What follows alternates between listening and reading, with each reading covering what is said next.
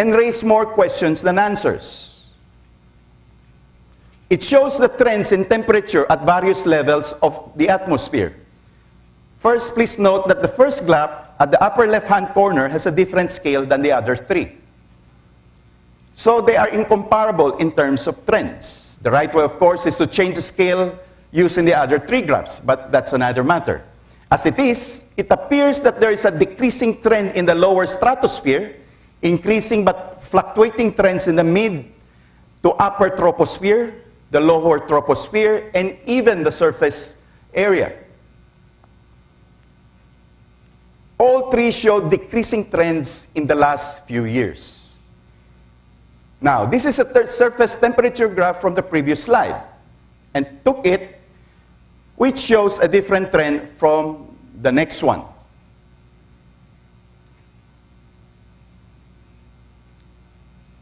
This last graph shows the continuous increase in surface temperature in the last 30 years, which is different from what the earlier slide showed, slightly increasing but fluctuating and decreasing in the last few years. The difference is not explained in the report. This is the projected sea level rise in 2100 under various scenarios.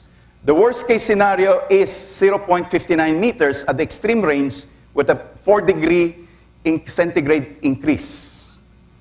This proves Gore's assertion wrong about sea level rising by 7 meters. I'd like to show you now how manipulation of scales can produce misleading patterns. In this slide, the left-hand side of the graph is about temperature and recorded in increments of 2 degrees centigrade. The right-hand side represents levels of CO2 in parts per million, or ppm, but scaled at increments of 1,000 parts per million.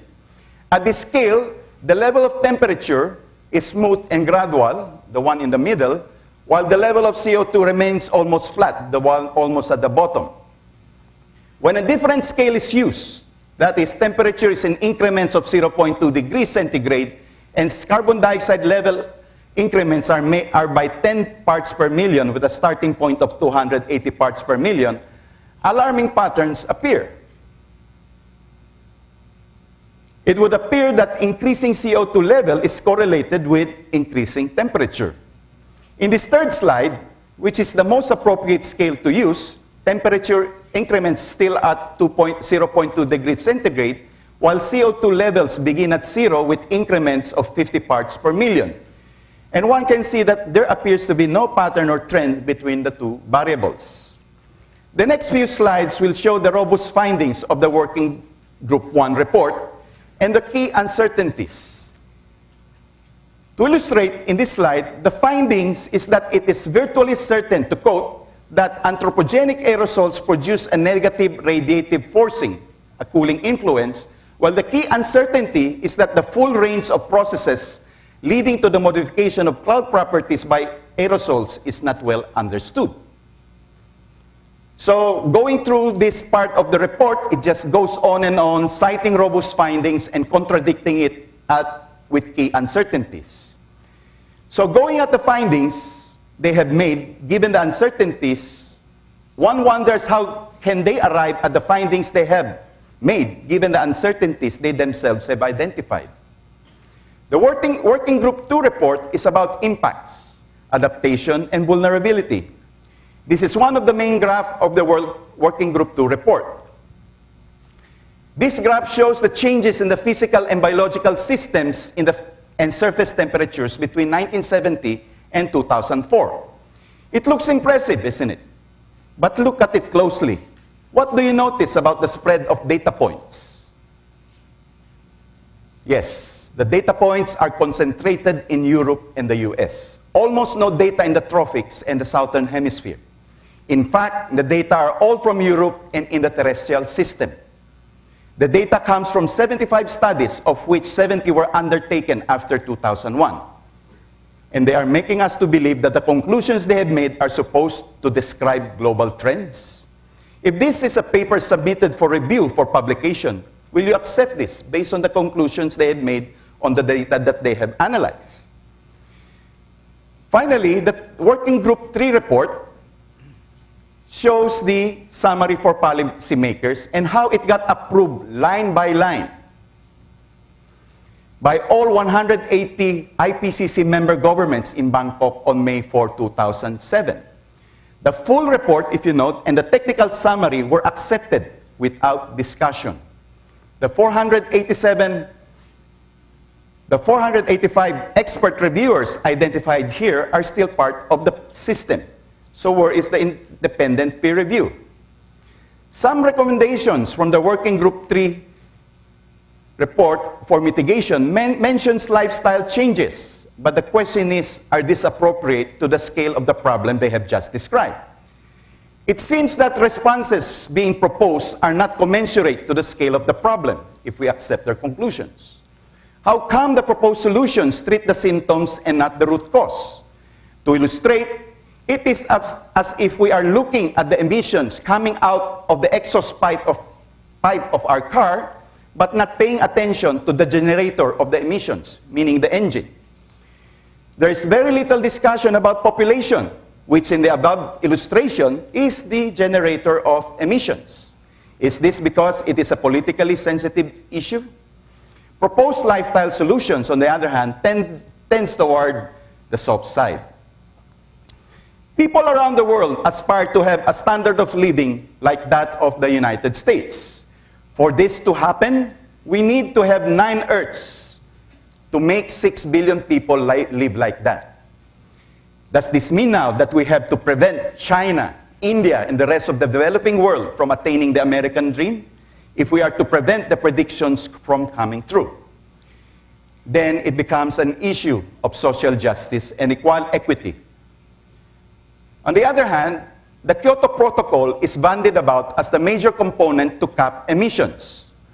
However, the Kyoto Protocol seems to be driven more by economics than by science. The Kyoto Protocol seems to be doing about what is profitable than doing what is right and needed. This is the price of carbon stocks 2 weeks ago. The trading is about 24.50 euro per carbon emission reduction.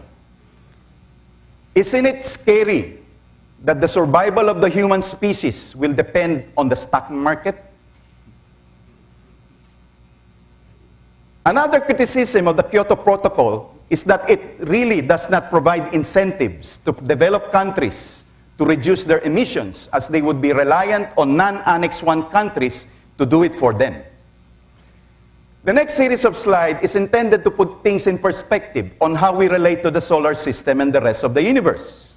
Of course, we know that we are bigger than Venus, Mars, Mercury, and Pluto, but much smaller than Jupiter, Saturn, Uranus, and Neptune, and far, far smaller than the Sun. Do you know that the heat that we received from the Sun left the Sun about 8 minutes ago? That's how far it is and how powerful it is to be able to send that heat across such a huge distance. Our solar system is just one among many in the galaxy, and one among many in the whole universe. To summarize, the universe was created when the Big Bang happened 13.7 billion years ago. And our solar system was formed about 4.5 billion years ago. For 1 billion years, no life was formed. By 3.5 million years ago, life emerged in the form of single-celled organisms, and they dominated the landscape for the next 3 billion years. By 500 million years ago, there was the Cambrian explosion, wherein a splendid array of life forms emerged, which became the ancestral stock of most of the modern species we know today. Then about 65 million years ago, the dinosaurs became extinct, but not before lording it over the earth for 100 million years. It is said that the disappearance of the dinosaurs led to the emergence of mammals, exploding upon the earth and occupying every niche, which includes the primate ancestors of humans. The last time we shared an ancestor with chimpanzees is about 6 million years ago. And by about 1.7 million years ago, we shared a common ancestor with other Homo species. The archaic Homo sapiens left Africa about 150 million years ago, with the Aborigines arriving in Australia about 60,000 years ago, and the Cro-Magnon in Europe about 30,000 years ago. And this brings us to the so-called industrial man who emerged about 200 years ago and getting the blame for starting it all. Given this scale and perspective, how can we now confidently say that we are responsible for changing the climate of the Earth? The fact is, the Earth will continue to survive despite us, just as it had survived in the past 4.5 billion years. It will only cease to exist after the sun has run out of nuclear fuel, which is about 5 billion years away, or when an asteroid big enough to blow us out of our orbit. Until then, life and the Earth will continue long after we are gone. In the Philippines, Pag-asa is the responsible institution studying climate change. In their website, there's a standard reporting of the IPCC results and the conclusions. But what strikes me as unusual is this statement, that although, to quote, not statistically significant, the changes in the amount and intensity of rainfall were observed in some parts of the country. My question is, why include this, when these clearly do not meet the criteria of the IPCC definition, which is statistical significance? And it goes on to say that the record of the past 45 years, these past few days, we have been experiencing what we deem to be unusual weather. Yet data from Pag-asa showed that rain had occurred in May in the past nearly 40 years. And that the record of the past 45 years show that we are regularly visited by typhoons, where this had been recorded throughout the year, as can be seen from the typhoon paths recorded per month. With regards to sea level rise, it has risen by about 120 meters since the last ice age. Since the last ice age ended about 18,000 years ago. In Southeast Asia, this is how it looked like. This is the sea level rise, and this is how it looked like in Southeast Asia. The shaded areas represent dry land that were exposed when water receded during the ice age. And this is how the Philippines looked like during the last ice age. 5 major islands coalesced. For example, Greater Mindanao included Samar, Leyte, Bohol, and mainland Mindanao. During that time, you could walk from Bohol to Zamboanga. A few weeks ago, a Filipino-made documentary about global warming and climate change was shown on commercial TV. While the intent of the television station is admirable to raise awareness among Filipino people, the alarmist message was disturbing, as these are without scientific basis and contrary even to what the IPCC reported. This is Dr. Josefino Comiso, the senior research scientist from NASA, and he said, to quote, "If you raise the temperature maybe even just 1 degree, global temperature or 2 degrees, maraming mangyayari. Pwedeng mag-melt ang ice sheet sa Greenland, sa Antarctica. Combined sea level equivalent, a sea level rise of more than 80 meters. Maraming syudad sa buong daigdig na malulunod." End of quote. This was immediately followed by Dr. Rosa Perez, hydrometeorologist from the DOST Pag-asa, who said, to quote, "Ang sinasabi nila ng mga siyentipiko ay may mga 6 daw na metro ang itataas. Ibig sabihin, lahat ng mababa sa 6 na metro, ang taas na kalupaan ay matatakpan ng tubig. Ang matitira na lang dito sa atin, yung mga medyo matataas, mga burol, mga bundok." End of quote. I wrote the GMA management about this so that they can make the appropriate correction since they intend to reshow this program. This came out about 6 weeks ago, about Ted Turning making wild claims about global warming and how we will turn out to be cannibals. But because it was about global warming and the impending doom of the human species, it was reported.